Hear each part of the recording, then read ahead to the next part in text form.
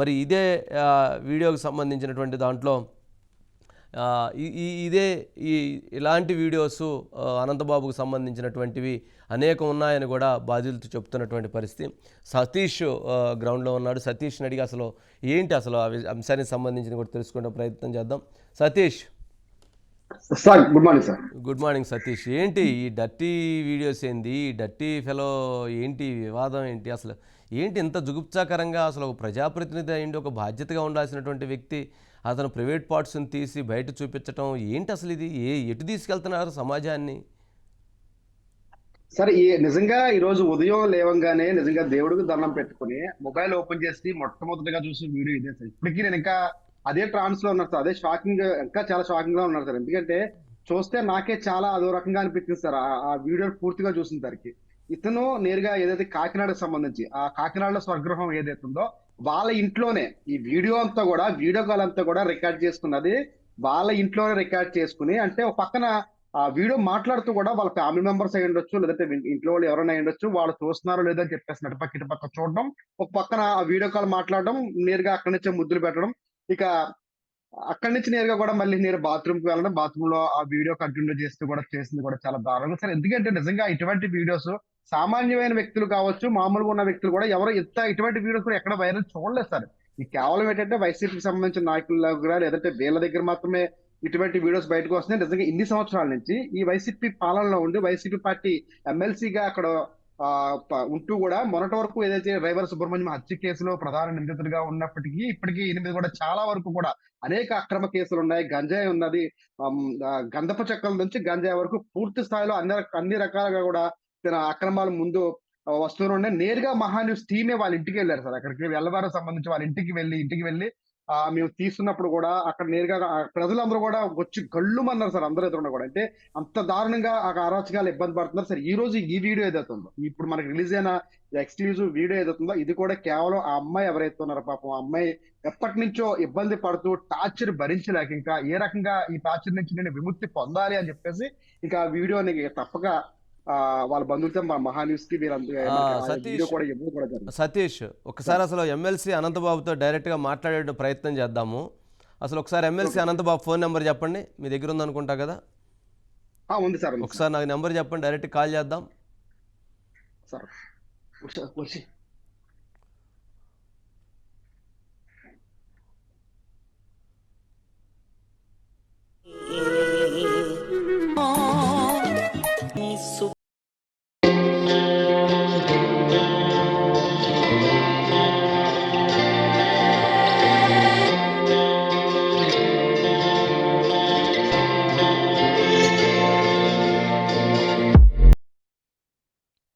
Sir number చెప్పండి sir. 9440 okay 89 okay 5999 5999.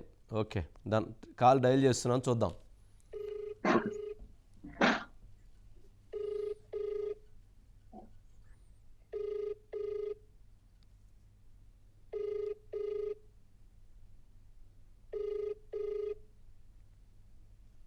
అనంతబాబుకి call చేసాం, MLC Anantha Babu. Call ring అవుతుంది, చూద్దాం ఆయన ఏమంటారో, ఏం చెప్తారో దీనికి సంబంధించి.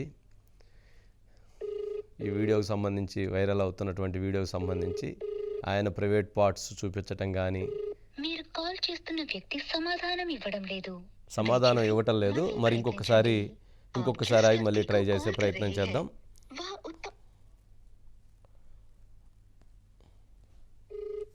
మళ్ళీ రెండోసారి కూడా ట్రై చేస్తున్నాము. ఎందుకనంటే ఇప్పుడు ఉన్నటువంటి సమస్య ఏంటంటే, మనము ఇలాంటి కథనాలు ఏదైతే వస్తున్నాయో, ప్రజాస్వామ్యంలో ప్రజాప్రతినిధులుగా ఉన్నటువంటి వ్యక్తులు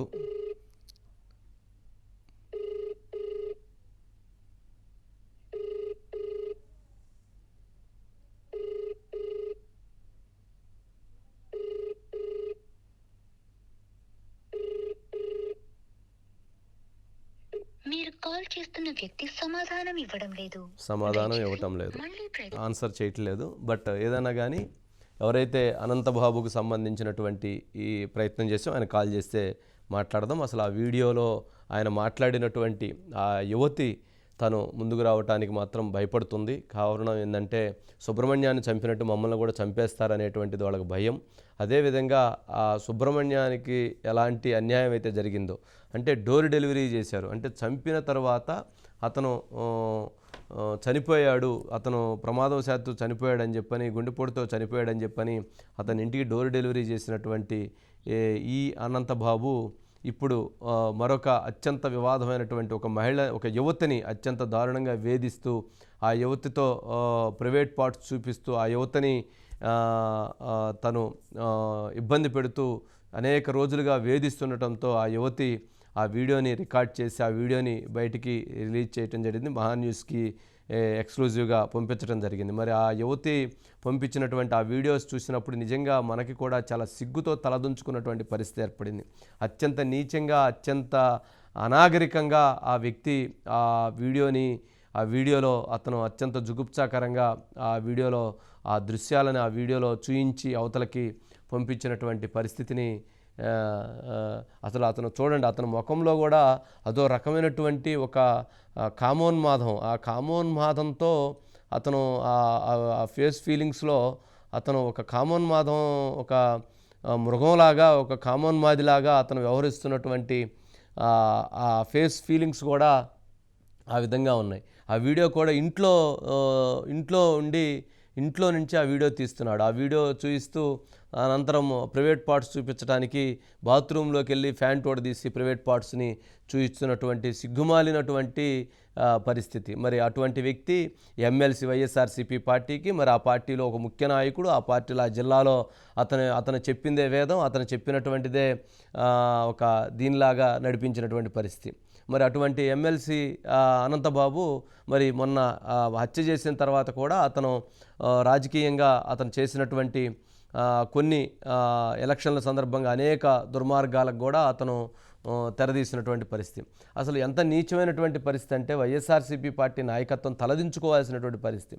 ఒక వ్యక్తి, ఒక దళితుడైనటువంటి ఎమ్మెల్సీ అనంతబాబు ఒక దళితుడైన సుబ్రహ్మణ్యాన్ని చంపిన తర్వాత అతన్ని అరెస్ట్ చేసి జైలుకు పంపించిన తర్వాత ప్రజలు ఎంతో ఆందోళన చేస్తే, ఎంతో యుద్ధం చేస్తే అతన్ని అరెస్ట్ చేసి జైలుకు పంపించి అతను రిలీజ్ అయిన వెంటనే అతన్ని ఒక భారీగా పూలమాలలు, గజమాలలతో బాణసంచా కాలుస్తూ అతన్ని ఊరేగింపుగా వైఎస్ఆర్సీపీ పార్టీ నాయకత్వం అతన్ని ఊరేగింపుగా తీసుకెళ్తున్నటువంటి పరిస్థితి.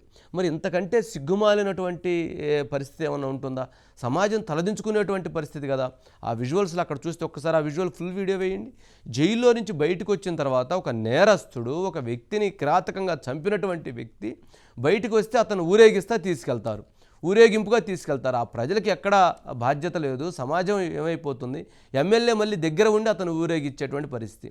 ఒకసారి ఆ వీడియో ప్లే చేయండి.